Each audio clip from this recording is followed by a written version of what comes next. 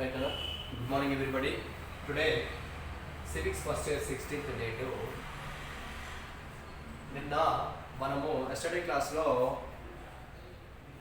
న్యాయశాఖ విధులకు సంబంధించిన వివరణ మనము ఈ పౌర హక్కుల పరిరక్షణ వరకు నేర్చుకున్నాము. గత క్లాస్లో న్యాయశాఖకు సంబంధించినటువంటి విధులు, అసలు దానికి సంబంధించిన పరిచయ కార్యక్రమం ఎలా ఉంది, దానికి సంబంధించిన విధులు ఎన్ని, వాటిలో మనము ఈ చట్టాలను వ్యాఖ్యానించడము, రాజ్యాంగ సంరక్షణ విధులు, పౌర హక్కుల పరిరక్షణ విధులు అనే ఈ 3 సబ్ హెడ్డింగ్స్ సంబంధించిన వివరణ ఎస్టర్డే క్లాస్లో, నిన్నటి క్లాస్లో మనము నేర్చుకున్నాము. రిమైనింగ్ ఏదైతే ఉందో ఈ మిగిలినటువంటి ఈ సబ్ హెడ్డింగ్స్ సంబంధించిన వివరణ ఈ రోజు క్లాస్లో మనం తెలుసుకుందాం. చూడండి, ఆ రిమైనింగ్ ఏంటంటే సమైక్య సమతుల్యతకు సంబంధించిన విధులు, సలహాపూర్వక విధులు, అప్పీళ్ల విచారణకు సంబంధించిన విధులు, రికార్డుల నిర్వహణ విధులు, రాజ్యాధిపతిగా వ్యవహరించడానికి సంబంధించిన విధులు, పరిపాలనా విధులు మొదలగునవి ఈ న్యాయశాఖ నిర్వర్తిస్తుందని చెప్పవచ్చును. ఓకేనా? రైట్. కాన్సన్ట్రేషన్తో వినాలి నాన్న. నిన్న మనము ఇంతవరకే చెప్పుకున్నాము. ఓకేనా? ఈ రోజు క్లాస్లో మనం ఇక్కడి నుంచి స్టార్ట్ చేద్దాం. ఓకేనా? మనం చెప్పిన దాని గురించి మళ్ళీ రిపీట్ చేయాల్సిన అవసరం లేదన్నా. ఇక మనము ఈరోజు ఈ సమైక్య సమతుల్యత గురించి మనం తెలుసుకుందాం. చూడండి, సమైక్య సమతుల్యత విధులు అంటే సమైక్య రాష్ట్రాలు, సమైక్య రాజ్యాలను వీటిని అంటారంటే స్వతంత్ర రాష్ట్రాల కలయిక ఫలితంగా ఏర్పడినటువంటి నూతన రాజ్య స్వరూపాలను సమైక్య వ్యవస్థలు అని అంటారు. ఇక్కడ చూడండి అన్న, కేంద్ర మరియు రాష్ట్ర ప్రభుత్వాల మధ్య అధికారాల విభజన అనేది రాజ్యాంగబద్ధంగా జరుగుతూ ఉన్నది. ఇక్కడ సెంట్రల్ అండ్ స్టేట్, కేంద్రానికి రాష్ట్రానికి మధ్య ఇక్కడ అధికారాలు అనేవి విభజన జరుగుతాయి. అయితే కేంద్రము సపరేట్ తన అధికారాలు నిర్వర్తిస్తుంది, రాష్ట్రం కూడా తన యొక్క అధికారాలను స్వతంత్రంగా కొనసాగించుకుంటుంది. ఈ కేంద్ర రాష్ట్రాల మధ్య అధికారాల విభజన ఉన్నప్పటికీ కూడా, స్వతంత్రంగా అవి పరిపాలించుకుంటున్నప్పటికీ కూడా ఆ రెండింటి మధ్య వివాదాలు లేకపోలేదు. అంటే రెండింటి మధ్య ఏదైనా వివాదాలు ఉత్పన్నమైతే ఆ వివాదాలను ఎవరు పరిష్కరిస్తారు అంటే ఇక్కడ న్యాయశాఖలో పరిష్కరిస్తాయి. వాస్తవానికి న్యాయశాఖలు అనేవి ప్రజలకు ప్రభుత్వాలకు మధ్య వచ్చేటువంటి వివాదాలను పరిష్కరిస్తాయి, ప్రభుత్వానికి మధ్య వచ్చేటువంటి వివాదాలను కూడా పరిష్కరిస్తాయి. ఓకేనా? అయితే ఇక్కడ రైట్ చూడండి, ఇక్కడ అయితే ఇక్కడ చూడండి అన్న, కేంద్రానికి అటు రాష్ట్రానికి మధ్య విభేదాలు వస్తాయి. ఎవరు పరిష్కరించాలి? జ్యుడిషియరీ సిస్టమ్ అంటే న్యాయశాఖ అనేటువంటి వ్యవస్థ ఏదైతే ఉందో ఈ న్యాయశాఖలే కేంద్రానికి రాష్ట్రానికి మధ్య వచ్చేటువంటి వివాదాలను పరిష్కరిస్తాయి. ప్రజలకు ప్రభుత్వాలకు మధ్య వచ్చే వివాదాలను న్యాయస్థానాలే పరిష్కరిస్తాయి. కేంద్ర రాష్ట్ర ప్రభుత్వాల మధ్య వచ్చేటువంటి వివాదాలను న్యాయస్థానాలే పరిష్కరిస్తాయి. ప్రభుత్వాలకు మధ్య వచ్చేటువంటి వివాదాలను కూడా న్యాయశాఖలే పరిష్కరిస్తాయి. అంటే కేంద్ర రాష్ట్ర ప్రభుత్వాల మధ్య అధికారాల విభజన పంపిణీ జరిగినప్పటికీ కూడా ఏదో ఒక విషయంలో ఈ రెండు ప్రభుత్వాల మధ్య విభేదాలు వచ్చేటువంటి అవకాశం, ఆస్కారం ఉన్నది. కాబట్టి ఇటువంటి సందర్భంలోనే ఈ న్యాయశాఖలు అనేవి ఈ రెండు ప్రభుత్వాల మధ్య వచ్చినటువంటి, ఏ రెండు ప్రభుత్వాలు? కేంద్ర ప్రభుత్వము, రాష్ట్ర ప్రభుత్వము, లేదా రెండు రాష్ట్ర ప్రభుత్వాల మధ్య వచ్చినటువంటి విభేదాలను కూడా పరిష్కరించేటువంటి ప్రధానమైనటువంటి బాధ్యత ఎవరికి ఉంటుంది అంటే న్యాయశాఖల పైన ఉంటుంది. ఓకేనా? రైట్. ఇక్కడ చూడండి, నెక్స్ట్ వన్ ఏమిటి? సలహాపూర్వక విధులు. ఓకే, ఎవరికి సలహా ఇస్తుంది? భారతదేశపు రాజ్యాంగబద్ధమైనటువంటి అధిపతి అయినా, లేదా దేశ రాజ్యాంగాధినేత అయినా, దేశ ప్రథమ పౌరుడైన భారత రాష్ట్రపతికి ఈ న్యాయశాఖలు అనేవి సలహాలు ఇస్తాయి. కేంద్ర స్థాయిలో దేశంలో అత్యున్నత న్యాయస్థానమైన సుప్రీంకోర్టు రాష్ట్రపతికి సలహా ఇస్తే, రాష్ట్ర స్థాయిలో ఉన్నటువంటి హైకోర్టులో గవర్నర్కు సలహాలు ఇస్తాయి. ఏ విషయంలో? రాజ్యాంగం అమల్లోకి రాకముందు గతంలో చేసుకున్నటువంటి ఒప్పందాలకు సంబంధించినటువంటి వివరణలు ఏవైతే ఉన్నాయో వాటి గురించి సలహాలు కోరవచ్చును. ఓకే. మరియు ఫర్ ఎగ్జాంపుల్ బ్రిటన్ దేశంలో రాజు లేదా రాణి ఆ చట్టాలకు సంబంధించినటువంటి విషయానికి ఏదో ఒక విషయంలో సలహాలను అక్కడి న్యాయస్థానాన్ని కోరే అవకాశం వారికి ఉంటుంది. అదేవిధంగా భారతదేశంలో చట్టాలకు సంబంధించి కానీ న్యాయ వ్యవస్థలో ఉన్నటువంటి విధి విధానాలకు సంబంధించిన వివరణ కానీ భారతదేశ రాజ్యాంగాధిపతి అయినటువంటి రాష్ట్రపతి సలహాలను సూచనలను అత్యున్నత న్యాయస్థానాన్ని కోరేటువంటి ఒక అవకాశము ఉన్నది. అదే క్రమంలో న్యాయశాఖలు కూడా రాష్ట్రపతికి సలహాలు అందిస్తాయి. ఎందుకు ఆయనకే సలహాలు అందిస్తాయి అంటే ఆయన దేశ రాజ్యాంగాధినేత కాబట్టి భారత రాష్ట్రపతికి సలహాలు ఇవ్వడము జరుగుతుంది. ఓకేనా? ఇక్కడ రాష్ట్రంలో చూడండి, సలహాపూర్వక విధుల్లో 5th one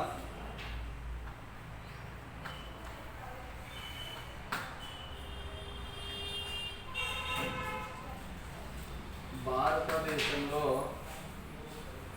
రాష్ట్రపతి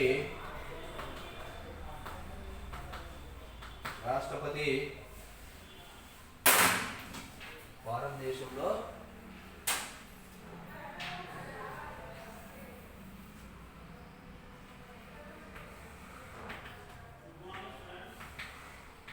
రాష్ట్రపతి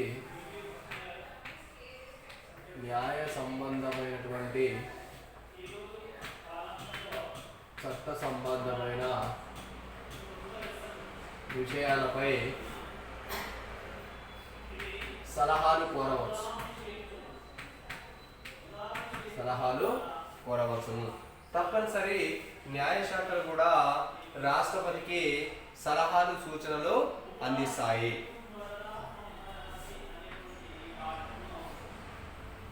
దేశ రాజ్యాంగాధినేత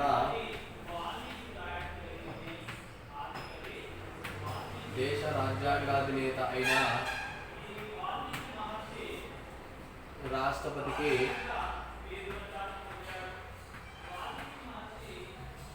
దేశ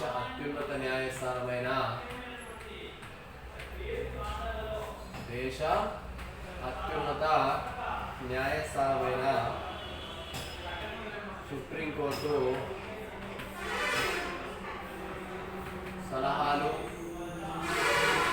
సూచనలను అందిస్తుంది. రైట్, చూడండి ఇక్కడ సరే కాన్సన్ట్రేషన్ తోని భారత రాష్ట్రపతి న్యాయ సంబంధమైన చట్ట సంబంధమైనటువంటి విషయాలలో సలహాలు కోరవచ్చు. ఎవరిని? న్యాయశాఖని. దేశ రాజ్యాంగాధినేత అయిన రాష్ట్రపతికి దేశ అత్యున్నత న్యాయస్థానమైన సుప్రీంకోర్టు సలహాలను సూచనలను అందిస్తుంది. తప్పనిసరి సలహాలు సూచనలు అందించాల్సిందే. ఎందుకంటే ఆయన దేశ రాజ్యాంగాధినేత కాబట్టి ఆయనకు తప్పనిసరి సుప్రీంకోర్టు అనేది సలహాలు సూచనలు అందించాల్సినటువంటి అవసరం బాధ్యత దానికి ఉంటుంది. అదే రాష్ట్ర స్థాయిలో అత్యున్నత న్యాయస్థానం ఏంది? రాష్ట్ర స్థాయిలో అయితేనేమో హైకోర్టు అత్యున్నత న్యాయస్థానం. మరి అది ఎవరికి సలహా ఇస్తుంది? రాజ్యాంగాధినేతకి ఇస్తుంది. న్యాయశాఖ అంటే మనం ఏమనుకున్నాం ఇక్కడ? ఒక సుప్రీంకోర్టు ఒకటేనే కాదు, హైకోర్టు కూడా న్యాయస్థానమే.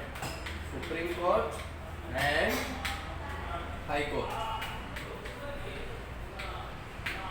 ఇప్పుడు కేంద్ర స్థాయిలోనేమో రాష్ట్రపతికి సుప్రీంకోర్టు సలహా ఇస్తే రాష్ట్ర స్థాయిలో గవర్నర్కు సలహా ఇస్తుంది హైకోర్టు. ఇక్కడ గవర్నర్కి, ఇక్కడ రాష్ట్రపతికి. చూడండి, సుప్రీంకోర్టుకు సంబంధించిన ప్రధాన న్యాయమూర్తిని, ఇతర న్యాయమూర్తులు నియమించేది రాష్ట్రపతి. హైకోర్టులో ఉన్నటువంటి ప్రధాన న్యాయమూర్తిని, ఇతర న్యాయమూర్తులు నియమించేది కూడా రాష్ట్రపతి. సుప్రీంకోర్టు ఎవరికి సలహా ఇస్తుంది? రాష్ట్రపతికి సలహా ఇస్తుంది. హైకోర్టు ఎవరికి సలహా ఇవ్వాలి? గవర్నర్కి సలహా ఇస్తుంది. ఎందుకు? రాష్ట్ర రాజ్యాంగాధినేత గవర్నర్ కాబట్టి దేశ రాజ్యాంగాధినేత రాష్ట్రపతి కాబట్టి వారికి సుప్రీంకోర్టు హైకోర్టులో సలహాలు సూచనలను అందిస్తాయి. ఎందుకంటే వాళ్ళు రాజ్యాంగబద్ధమైనటువంటి అధిపతులు కాబట్టి తప్పనిసరి వారికి ఆ సూచనలు అనేది చేయడం జరుగుతుంది. ఓకేనా? రైట్. చెప్పండి, సుప్రీంకోర్టు ఎవరికి సలహా ఇస్తుంది? సుప్రీంకోర్టు దేశ అత్యున్నత న్యాయస్థానం సుప్రీంకోర్టు రాష్ట్రపతికి సలహాలు సూచనలు అందిస్తుంది. చట్టానికి సంబంధించినవి కావచ్చు, న్యాయ సంబంధమైనటువంటి విషయాలలో కావచ్చు, రాజ్యాంగ సవరణకు సంబంధించినటువంటి అంశాలు కావచ్చు, వాటిపైన సలహాలు సూచనలు అనేవి తప్పనిసరి న్యాయశాఖలు రాష్ట్రపతికి అందించాల్సినటువంటి అవసరం ఉంటుంది. ఓకేనా? ఆ విధంగా సలహా పూర్వక విధులను కూడా న్యాయశాఖలు కలిగి ఉంటాయి. ఓకేనా? సలహా పూర్వక విధులు న్యాయస్థానాలు లేదా న్యాయశాఖలు అంటే ఏమిటి? కోర్టులు. ఏం కోర్టులు? సుప్రీంకోర్టు కావచ్చు, హైకోర్టు కావచ్చు. ఎవరికి సలహాలు ఇస్తున్నాయి? రాష్ట్రపతికి సలహా ఇస్తున్నాయి. కాబట్టి సలహా పూర్వక విధులు కూడా న్యాయశాఖలు కలిగి ఉంటాయని చెప్పవచ్చును. నెక్స్ట్ ఏంటిదన్నా? అప్పీళ్ల విచారణ విధులు.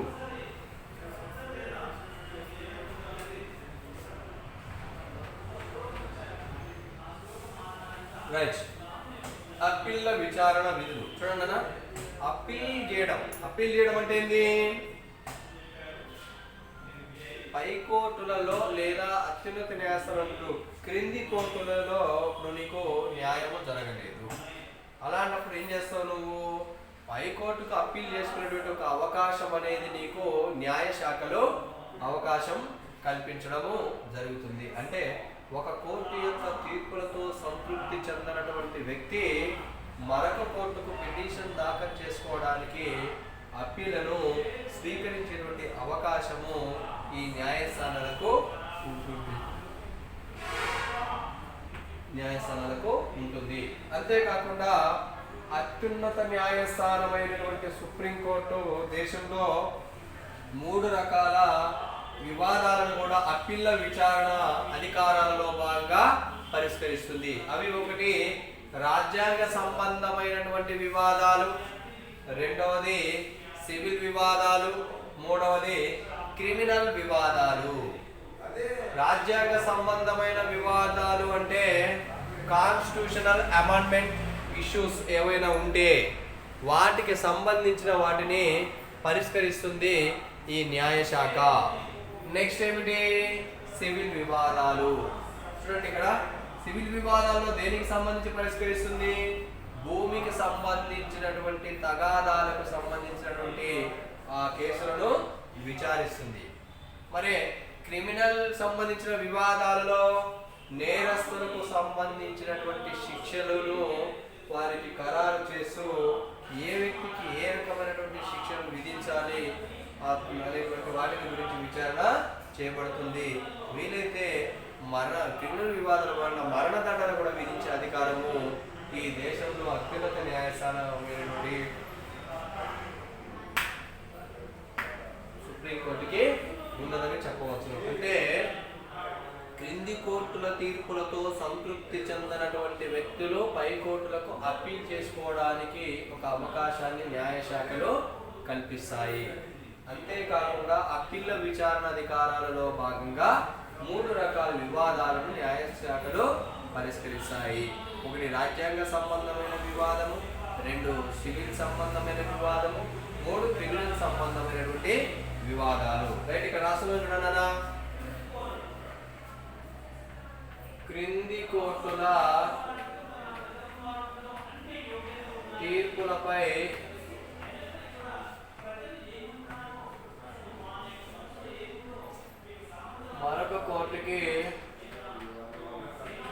మరొక కోర్టుకు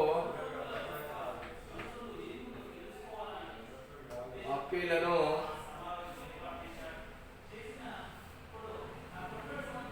క్రింది కోర్టుల తీర్పులపై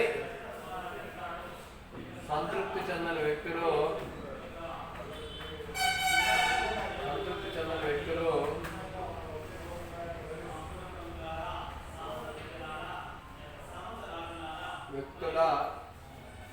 వ్యక్తుల అప్పీలను న్యాయశాఖలు స్వీకరిస్తాయి. స్వీకరిస్తాయి. ఓకేనా? క్రింది కోర్టుల తీర్పులపై సంతృప్తి చెందని వ్యక్తుల అప్పీళ్లను న్యాయస్థానాలు స్వీకరిస్తాయి. అంటే పై కోర్టులకు అప్పీల్ చేసుకునే ఒక వెసులుబాటు అనేది ఉంటుంది.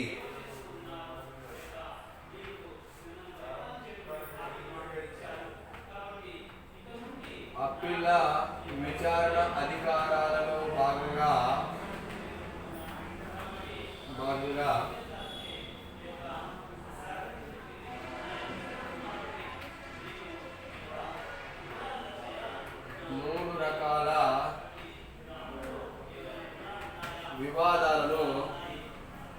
మూడు రకాల వివాదాలను న్యాయశాఖలు పరిష్కరిస్తాయి.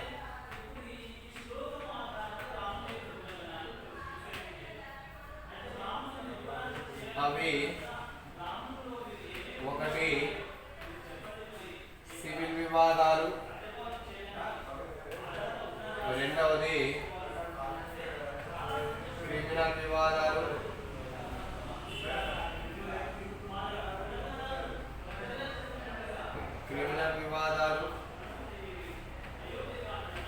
మూడవది రాజ్యాంగ సంబంధమైన వివాదాలు.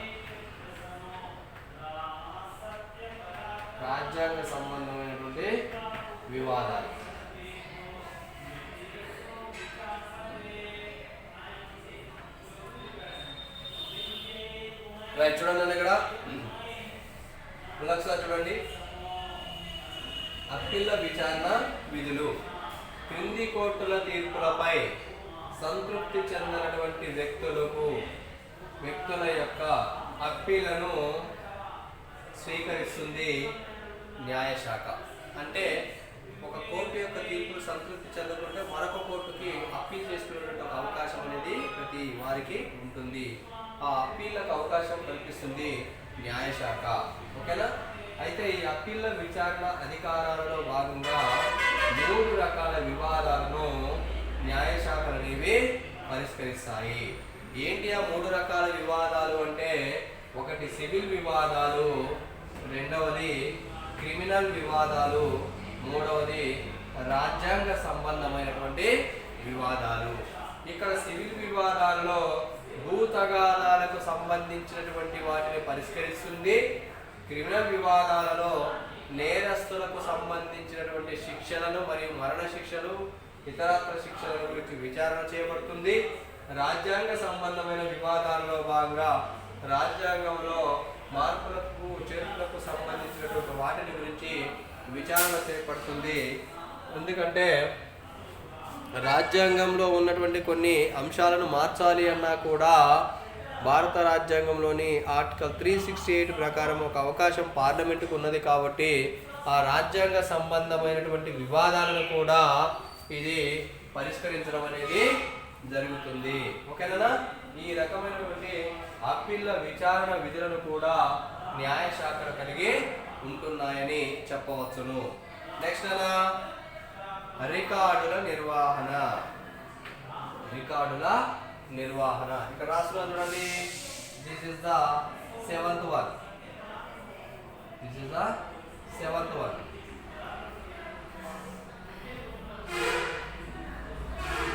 ఎస్, రికార్డుల నిర్వహణ. ఏ రికార్డులను నిర్వహించడం అంటే న్యాయశాఖలు అనేవి ఇచ్చినటువంటి తీర్పులను భద్రపరచడాన్ని మనము రికార్డుల నిర్వహణ అని చెప్పేసి పిలవడము జరుగుతుంది. రికార్డులు నిర్వహించడం అంటే సాధారణంగా న్యాయశాఖల యొక్క ప్రధాన విధులు ఏంటి అంటే ఇచ్చినటువంటి తీర్పులన్నింటినీ కూడా రికార్డ్ చేసి ఒక దగ్గర భద్రపరచడం. ఆ విధంగా ఎందుకు చేస్తాయి న్యాయశాఖలు? ఇచ్చినటువంటి తీర్పులను భద్రపరచడాన్ని మనం రికార్డుల నిర్వహణ అంటున్నాం. ఎందుకోసం భద్రపరుస్తాయి అంటే గతంలో ఇచ్చినటువంటి తీర్పుల్లో ఏవైనా లోపాలు ఉండవచ్చు, ఉండకపోవచ్చు. మరి లోపాలు ఉంటే ఏం చేయాలి? వాటిని సవరించుకునేటువంటి ఒక వెసులుబాటు కావాలి. ఒకవేళ అత్యంత మార్గదర్శకమైనటువంటి అత్యద్భుతమైనటువంటి తీర్పులు అయితే అవి భవిష్యత్తులో ఉన్నటువంటి న్యాయమూర్తులకు న్యాయవాదులకు అవి ఆచరణలో ఉపయోగపడతాయి అని చెప్పేసి కూడా వాటిని రికార్డులన్నింటినీ కూడా నిర్వహణ చేయడం జరుగుతుంది. అంటే సుప్రీంకోర్టు ఇచ్చేటువంటి లేదా న్యాయశాఖ ఇచ్చేటువంటి తీర్పులను భద్రపరచడాన్ని రికార్డుల నిర్వహణ అని చెప్పేసి అంటాము. ఇది దేనికోసం అవసరం అంటే గతంలో ఇచ్చిన తీర్పుల్లో ఏమైనా లోపాలు ఉంటే సరి చేసుకునేటువంటి అవకాశము ఈ రికార్డుల నిర్వహణ వల్ల కలుగుతుంది. అంతేకాకుండా భవిష్యత్తు న్యాయమూర్తులకు ఈ రికార్డుల నిర్వహణ తీర్పుల వ్యవహారం అనేది అవసరము ఉంటుంది. కాబట్టి ఈ విధమైనటువంటి విధులను కూడా న్యాయశాఖలు కలిగి ఉంటున్నాయని చెప్పవచ్చును. చూడండి అన్న, రికార్డుల నిర్వహణ దీనికి ఒక ఎగ్జాంపుల్. ఎందుకోసం రికార్డులు నిర్వహిస్తుంది అంటే సుప్రీంకోర్టుకి ఒక అవకాశం ఉంది. ఏంటది? తీర్పుల పునః పరిశీలన అధికారము. అంటే తీర్పులను మళ్ళొకసారి పునఃపరిశీలన చేయము. పునః అంటే తిరిగి, పరిశీలించడము అంటే చెక్ చేయడము. ఏంటి? తీర్పులను.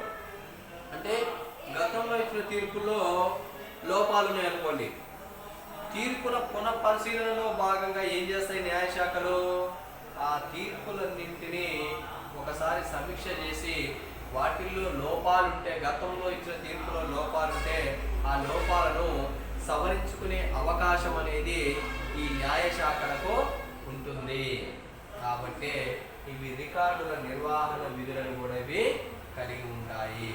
ఎందుకంటే న్యాయశాఖలకు కావాల్సింది సాక్ష్యం. ఒక్కొక్కసారి తప్పుడు సాక్ష్యాలు కూడా సమర్పించేటువంటి అవకాశం ఉండొచ్చు కోర్టుకి. దాని కారణంగా ఒక అమాయకులైనటువంటి వారికి శిక్ష పడే అవకాశం కూడా ఉంది.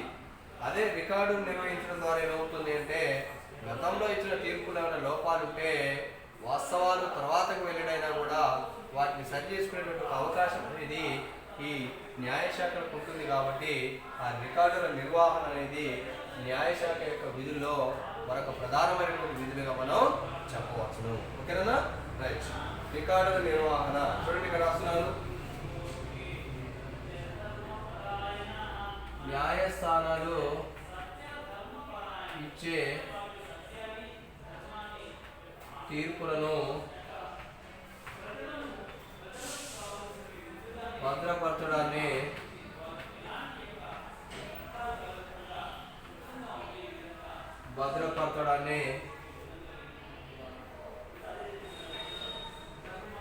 కోర్ట్ ఆఫ్ రికార్డ్ అంటారు.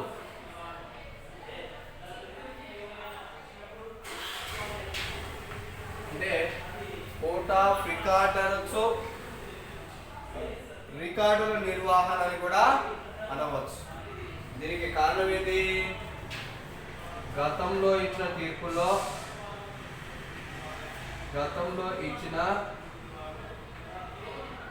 తీర్పులలో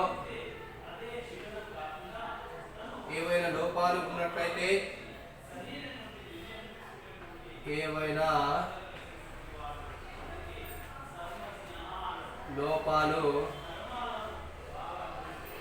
ఉన్నట్లయితే, వాటిని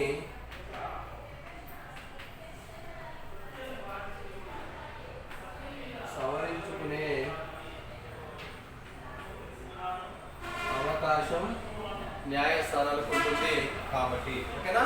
రైట్. చూడండిగా, న్యాయస్థానాలు ఇచ్చేటువంటి తీర్పులను భద్రపరచడాన్ని కోర్ట్ ఆఫ్ రికార్డ్ అంటారు లేదా రికార్డుల నిర్వహణ అంటారు.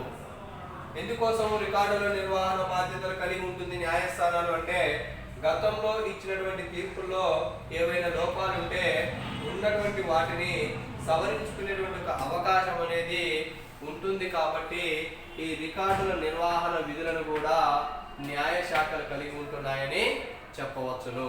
ఓకేనా? రైట్. దీని కారణంగా ఏమవుతుందంటే ఒకానొక సందర్భంలో తప్పుడు సాక్ష్యాలు కూడా కోర్టుకి చెప్పే అవకాశం ఉండడం ద్వారా నిజాలు తెలిసిన తర్వాత తీర్పులను మరొకసారి పునఃపరిశీలన చేయడంతో అమాయకులు శిక్షల నుంచి బయటపడేటువంటి ఒక అవకాశం కూడా ఉంటుంది. కాబట్టి రికార్డుల నిర్వహణ బాధ్యత కూడా కలిగి ఉంటుంది న్యాయశాఖలని చెప్పవచ్చు. నెక్స్ట్, రాజ్యాధిపతిగా వ్యవహరించడం. This is the 8th one. ఇంకా రాష్ట్రంలో చూడండి, 8th one. రైట్. రాజ్యాధిపతిగా వ్యవహరించడం. రాజ్యాధిపతిగా ఎవరు వ్యవహరిస్తారు?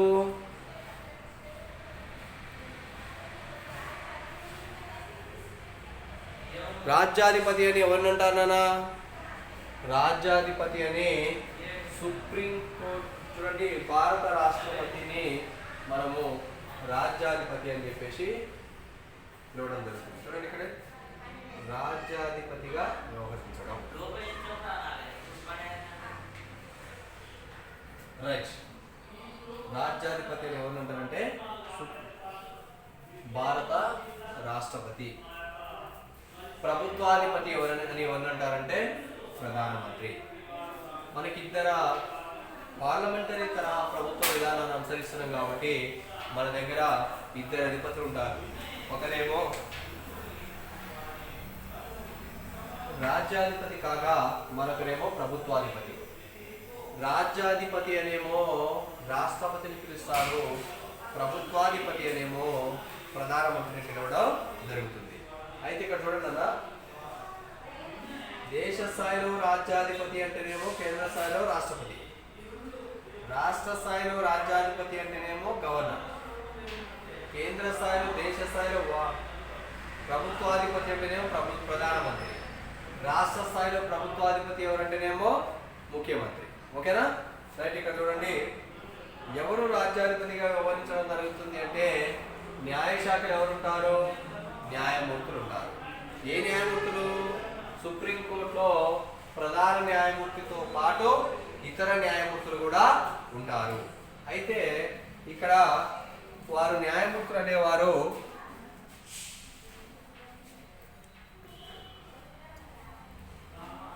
రాజ్యాధిపతిగా కూడా వ్యవహరించే అవకాశం ఉంటుంది. ఎవరికి బట్ట వాళ్ళకి ఆ ఛాన్స్ ఉండదనా? ఎవరు అంటే సుప్రీంకోర్టులో ప్రధాన న్యాయమూర్తి ఎవరైతే ఉంటారో ఆ చీఫ్ జస్టిస్ అంటాం మనం. ప్రధాన న్యాయమూర్తిని ఏమంటాము? Chief justice. సుప్రీంకోర్టులో ఉన్నటువంటి ప్రధాన న్యాయమూర్తి ఎవరైతే ఉంటారో వారు రాజ్యాధిపతిగా వ్యవహరించేటువంటి ఒక అవకాశము ఉంటుంది. ఎప్పుడు? రాష్ట్రపతి పదవి ఖాళీ ఏర్పడినప్పుడు, లేదా రాష్ట్రపతి అనబడే వ్యక్తి మరణించినప్పుడు, లేదా తొలగించబడినప్పుడు, ఆ సందర్భంలో ఈ రాజ్యాధిపతిగా ఈ న్యాయశాఖలో ఉన్నటువంటి సుప్రీంకోర్టు ప్రధాన న్యాయమూర్తి రాజ్యాధిపతిగా వ్యవహరించే ఒక వెసులుబాటు అవకాశము రాజ్యాంగము కల్పించింది. గతంలో తాత్కాలిక రాష్ట్రపతిగా వ్యవహరించినటువంటి సుప్రీంకోర్టు ప్రధాన న్యాయమూర్తి కూడా మన దేశంలో ఉన్నారు. వారే జస్టిస్ హిదయాతుల్లా. జస్టిస్ హిదయాతుల్లా అనే మాజీ సుప్రీంకోర్టు ప్రధాన న్యాయమూర్తి తాత్కాలిక రాష్ట్రపతిగా లేదా రాజ్యాధిపతిగా కూడా వ్యవహరించారు. సాధారణంగా అయితే రాష్ట్రపతి పదవికి ఖాళీ ఏర్పడితే ఉపరాష్ట్రపతి అనబడే వ్యక్తి రాష్ట్రపతిగా వెళ్ళవచ్చు. ఉపరాష్ట్రపతి రాష్ట్రపతి అవుతాడు. ఒకవేళ ఉపరాష్ట్రపతి పదవి కూడా ఖాళీ ఉంటే అప్పుడు రాజ్యసభలో సీనియర్ సభ్యుడు ఎవరైతే ఉంటారో వాళ్ళు ఉపరాష్ట్రపతికి వెళ్తారు. రాష్ట్రపతి పదవికేమో ఎవరైనా ఒకరు సుప్రీంకోర్టు ప్రధాన న్యాయమూర్తిగా పనిచేసినటువంటి వారు ఎవరైతే ఉంటారో వారిని ఆ రాష్ట్రపతి పదవికి నియమించడం జరుగుతుంది.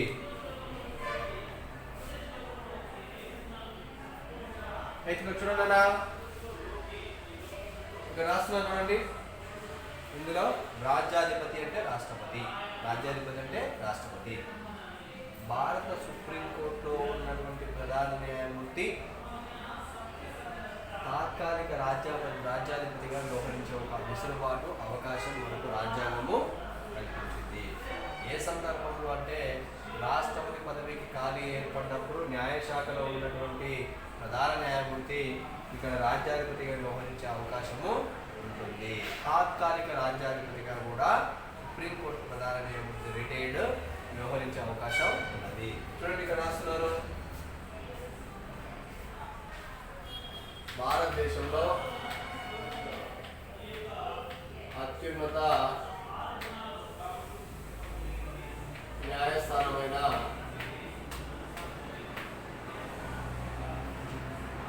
సుప్రీంకోర్టు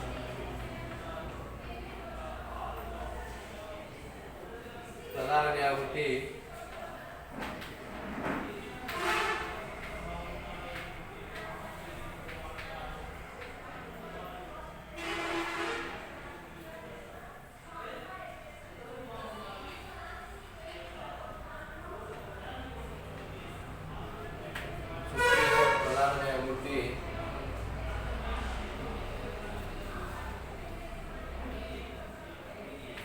రాజ్యాధిపతిగా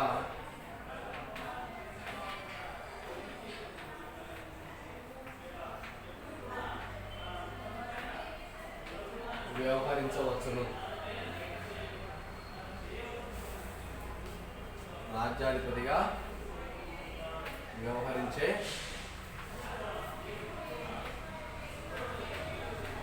అవకాశం ఉంటుంది.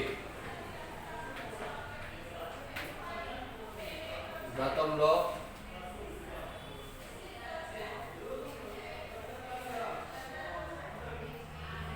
రాజ్యాధిపతి అంటే రాష్ట్రపతి, గతంలో రాష్ట్రపతి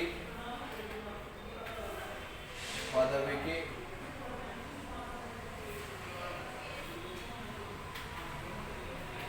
ఖాళీ ఏర్పడితే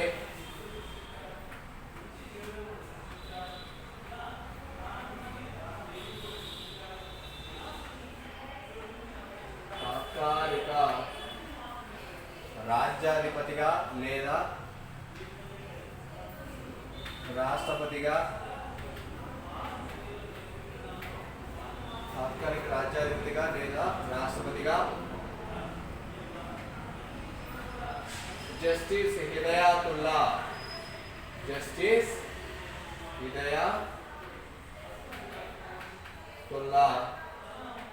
అనే సుప్రీంకోర్టు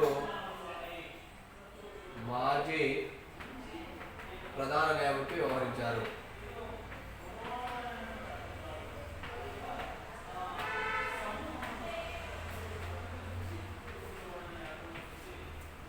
ఎస్, ఇప్పుడు వినండి నాన్నగా, అంటే నేను రాసేటప్పుడు మీకు ఈ లెటర్స్ కనిపించలేదు కదా, అడ్డా వచ్చి ఉన్నాను కదా, ఇప్పుడు వినండి. భారతదేశంలో అత్యున్నత న్యాయస్థానమైనటువంటి సుప్రీంకోర్టు ప్రధాన న్యాయమూర్తి రాజ్యాధిపతిగా వ్యవహరించే అవకాశం ఉంటుంది. ఓకేనా? అంటే రాజ్యాధిపతి అన్నా రాష్ట్రపతి అన్నా ఒకటే. అంటే రాష్ట్రపతిగా వ్యవహరించే అవకాశం ఉంటుంది. ఎవరినైనా? సుప్రీంకోర్టు ప్రధాన న్యాయమూర్తి.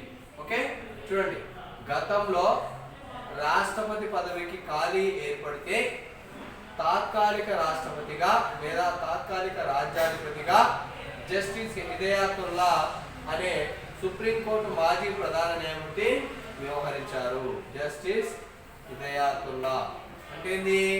దీన్ని బట్టి మనకి ఏమర్థమైంది? రాష్ట్రపతి లేదా రాజ్యాధిపతి అయినటువంటి వారి పదవికి ఖాళీ ఏర్పడితే సుప్రీంకోర్టు చీఫ్ జస్టిస్ ఎవరైతే ఉంటారో ఆ సుప్రీంకోర్టుకు సంబంధించిన చీఫ్ జస్టిస్ లేదా ప్రధాన న్యాయమూర్తి టెంపరీగా ప్రెసిడెంట్ ఆఫ్ ఇండియాగా కూడా కంటిన్యూ అయ్యే అవకాశము ఉంటుంది. అంటే తాత్కాలిక రాష్ట్రపతిగా వ్యవహరించే ఒక అవకాశం అనేది ఉంటుంది. ఓకేనా? రైట్, ఇక్కడ అదే రాశారు. గతంలో సుప్రీంకోర్టు ప్రధాన న్యాయమూర్తి మాజీ ప్రధాన న్యాయమూర్తి ఆయన పేరేమిటి? జస్టిస్ హిదాయతుల్లా. ఈయన ఏం చేశాడు? అప్పుడు రాష్ట్రపతి పదవికి ఖాళీ ఏర్పడింది. రాష్ట్రపతి అన్నా రాజ్యాధిపతి అన్నా ఒకటే. ఓకేనా? రెండు వేరు కాదు. ఈ పదవికి ఖాళీ ఏర్పడినప్పుడు టెంపరీగా అంటే తాత్కాలిక ప్రెసిడెంట్గా రాష్ట్రపతిగా జస్టిస్ హిదాయతుల్లా అనే వ్యక్తి సుప్రీం రాజ్యాధిపతిగా రావడం జరిగింది. ఓకేనా? సింపుల్గా రాజ్యాధిపతిగా ఎవరు వస్తారంటే న్యాయశాఖలో ఉన్నటువంటి న్యాయమూర్తులు వస్తారు. ఎవరు పడితే వాళ్ళు కాదు, ప్రధాన న్యాయమూర్తులై ఉంటారు. సుప్రీంకోర్టులో ప్రధాన న్యాయమూర్తి అనేవాడు తాత్కాలికంగా రాజ్యాధిపతిగా వ్యవహరించే ఒక వెసులుబాటు అవకాశం అనేది ఉన్నది. ఓకేనా? నెక్స్ట్ వన్, పరిపాలన విధులు. ఇక్కడ this is the 9th one.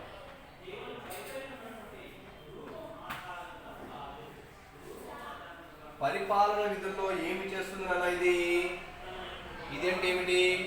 న్యాయశాఖ.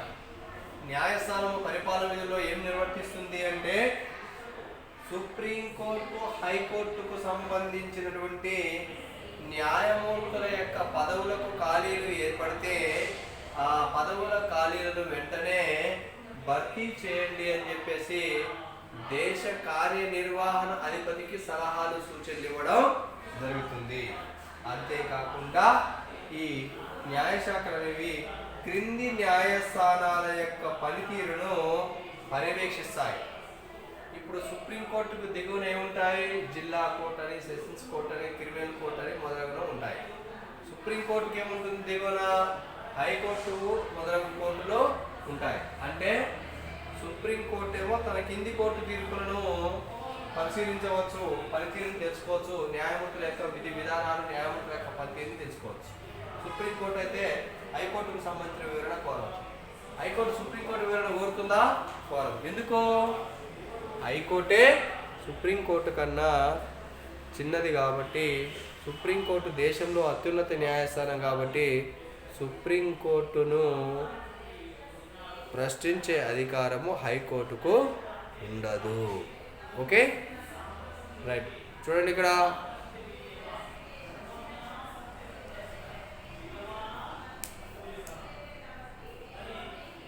రైట్ ఇక్కడ రాసిందండి. సుప్రీంకోర్టు, హైకోర్టు న్యాయమూర్తుల నియామకాలను కార్యనిర్వహణ అధిపతికి సలహాలు ఇచ్చేందుకు ఇచ్చేటువంటి సలహాపూర్వక విధులు కూడా, పరిపాలన విధులు కూడా ఇవి కలిగి ఉంటాయి. అదేవిధంగా కింది న్యాయస్థానాల యొక్క పనితీరును నిరంతరం పర్యవేక్షిస్తూ ఉంటాయి. ఇది మీకు కనిపిస్తుంది ఇక్కడ రాష్ట్రంలోని పరిపాలనకు సంబంధించినటువంటి విధులు.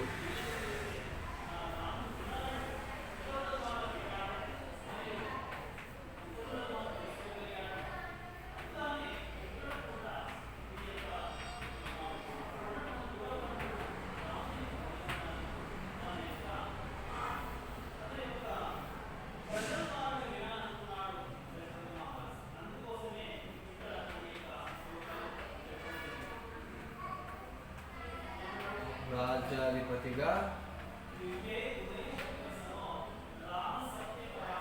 వ్యవహరించడం. రైట్. పరిపాలన విధులు చూడండి. దేశంలో అత్యున్నత న్యాయస్థానమైన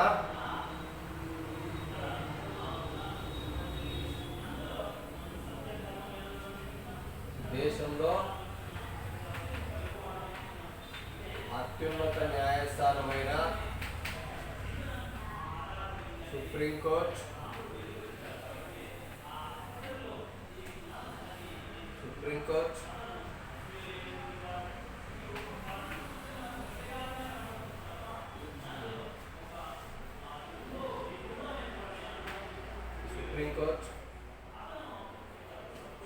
రాష్ట్ర స్థాయిలో అత్యున్నత న్యాయస్థానమైన హైకోర్టులకు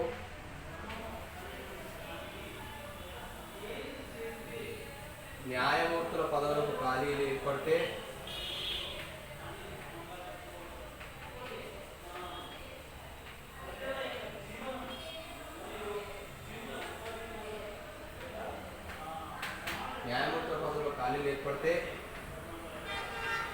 కార్యనిర్వహణ శాఖ అధిపతికి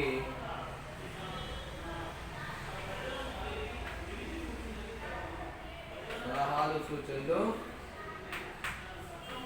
చేస్తుంది. రైట్. సరే, రాసేటప్పుడు మీకు నేను అడ్డం ఉంటున్నాను కదా, మళ్ళొక్కసారి దానికి సంబంధించిన వివరణ ఎక్స్ప్లెయిన్ చేస్తాను. Don't worry. ఓకే. ఇంకేం చేస్తుంది ఇక్కడ రాస్తున్నాను చూడండి. ఇంకేం చేస్తుంది అంటే క్రింది కోర్టులకు సంబంధించిన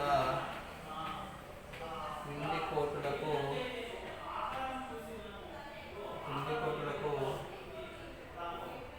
కోర్టుల యొక్క పనితీరును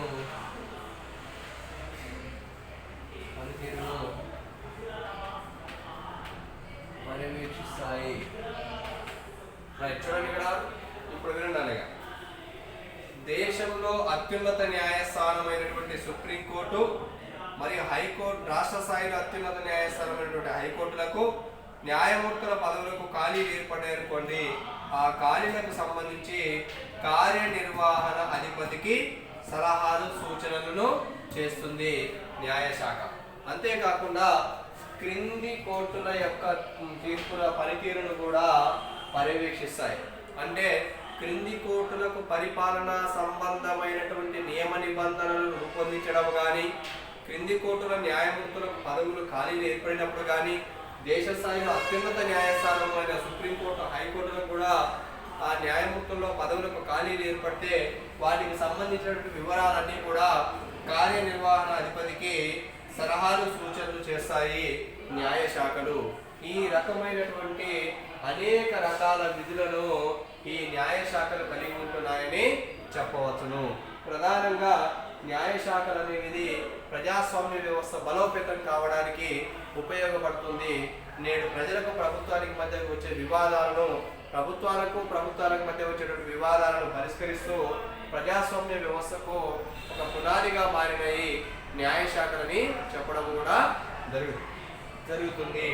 న్యాయశాఖలు అనేవి శాసన నిర్మాణ శాఖలు చట్టాలను రూపొందిస్తే, కార్యనిర్వహణ శాఖలు వాటిని అమలు చేస్తే, ఆ చట్టాల్లో లోపాలుంటే ఇవి చెల్లవు అని చెప్పేసి ప్రకటించేటువంటి ఒక అవకాశాన్ని కూడా న్యాయశాఖలు కలిగి ఉన్నాయి.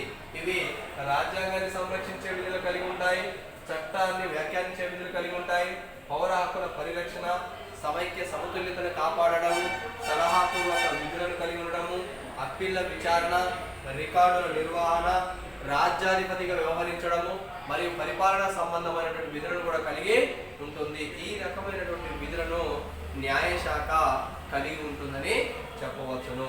న్యాయశాఖలు అంటేనే సుప్రీంకోర్టు మరియు హైకోర్టులు. ఇవి ప్రజాస్వామ్య వ్యవస్థ బలోపేతం కావడానికి దోహదపడుతున్నాయని చెప్పడంలో ఎటువంటి అతిశయోక్తి లేదు. ప్రభుత్వ అంగాలలో మూడవదే న్యాయశాఖ అని చెప్పడము జరుగుతుంది. ఓకేనా? ఇది నిన్నటి క్లాస్లోను మరియు ఈ రోజు క్లాస్లోను మీకు చెప్పబడినటువంటి వివరణ. నిన్నటి క్లాస్లో మనం గత క్లాస్లో న్యాయశాఖకు సంబంధించిన పరిచయ కార్యక్రమంతో పాటు దానికి సంబంధించిన విధులను మూడింటిని గురించి తెలుసుకున్నాము. ఈ రోజు క్లాస్లో మనకి 4th సబ్ హెడ్డింగ్ నుంచి 10th సబ్ హెడ్డింగ్ వరకు వాటికి ఉన్నటువంటి వివరణలు మనం ఈ రోజు క్లాస్లో తెలుసుకోవడం జరిగింది. ఓకేనా? This is the very most important question. న్యాయశాఖలు దేనికోసం అవసరము అంటే సింపుల్గా ప్రజాస్వామ్య వ్యవస్థ బలోపేతం కావడానికి, పౌరుల హక్కుల పరిరక్షణ కొరకు మరియు రాజ్యాంగ సంరక్షణ కొరకు, సమైక్య సమతుల్యతను కాపాడడం కోసము, కేంద్ర రాష్ట్ర ప్రభుత్వాల మధ్య ఉత్పన్నమయ్యేటువంటి వివాదాలను పరిష్కరించడం కోసము ఈ న్యాయశాఖలు అనేవి అనేక రకాల విధులను నిర్వర్తిస్తున్నాయని చెప్పవచ్చును. ఓకేనా? న్యాయశాఖలే లేకపోతే మానవుని యొక్క మనుగడ కొనసాగడం కూడా చాలా కష్టతరం అవుతుంది. కాబట్టి ప్రభుత్వ అంగాలలో మూడవదైన న్యాయశాఖకు నేడు అత్యంత ప్రాధాన్యత ఉన్నది అని మనం చెప్పవచ్చును. ఓకేనా? ఇది న్యాయశాఖకు సంబంధించినటువంటి వివరణ. రేపటి క్లాస్లో మళ్ళీ మనము మరొక క్వశ్చన్తోనే కలుద్దాం. ఓకేనా? రైట్.